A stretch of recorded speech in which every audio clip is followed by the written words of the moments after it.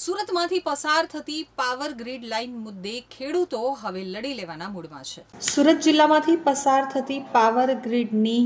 અલગ અલગ 3 લાઇનોનો ખેડૂતો વિરોધ કરી રહ્યા છે, જેની વચ્ચે આજે જિલ્લા કલેક્ટરે ખેડૂતોને હાજર થવા માટે તાકીદ કરતા હાજર થયેલા ખેડૂતોએ એક જ સ્વરમાં કહ્યું હતું કે જ્યાં સુધી સંપૂર્ણ વળતર એકસાથે ચૂકવવામાં નહીં આવે ત્યાં સુધી હવે ખેડૂતો સહકાર આપવાના નથી અને ત્રણેય લાઇનોનું કામકાજ બંધ કરવા માટે ચીમકી આપી હતી। સુરત જિલ્લામાંથી પાવર ગ્રીડની 764 કેવીની નવસારી વીજ ટ્રાન્સમિશન લાઇન પસાર થઈ રહી છે, જેનું વળતર અને અન્ય પ્રશ્નોને લઈ અને ખેડૂતો વિરોધ કરી રહ્યા હોવાથી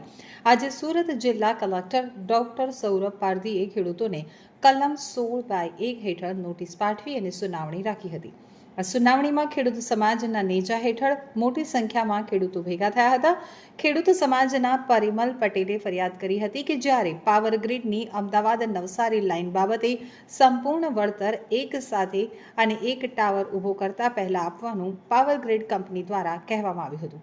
છતાં પણ એ વળતર હજુ સુધી એક પણ ખેડૂતને ચૂકવવામાં આવ્યું નથી। આથી જ્યાં સુધી એ વળતર જમા નહીં થાય ત્યાં સુધી હવે ખેડૂતો સહકાર આપવાના નથી। આમ સુરત કલેક્ટર કચેરી ખાતે પહોંચી અને રજૂઆત કરી હતી। સુરત જિલ્લા ખેડૂત સમાજ પરિમલ પટેલ આજે સુરત કલેક્ટરશ્રીએ સમગ્ર જિલ્લાના ખેડૂતોને નોટિસ પાઠવી હિયરિંગ માટે હાજર રાખ્યા હતા।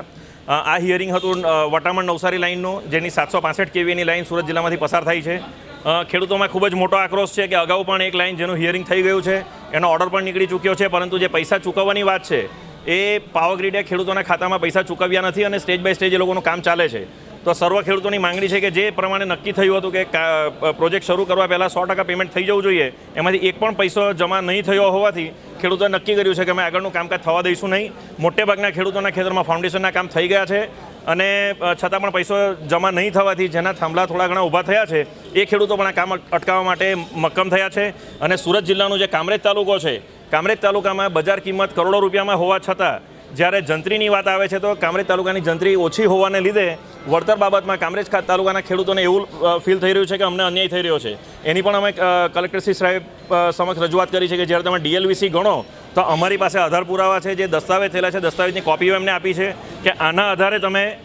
ડીએલવીસી કરીને બજારની વાસ્તવિક મૂલ્ય નક્કી કરો, અથવા તો એક્સપ્રેસ હાઈવે અને બુલેટ ટ્રેનમાં જે ફોર્મ્યુલા હેઠળ સમગ્ર જિલ્લાને એક સાથે વળતર આપવાની જે વાત હતી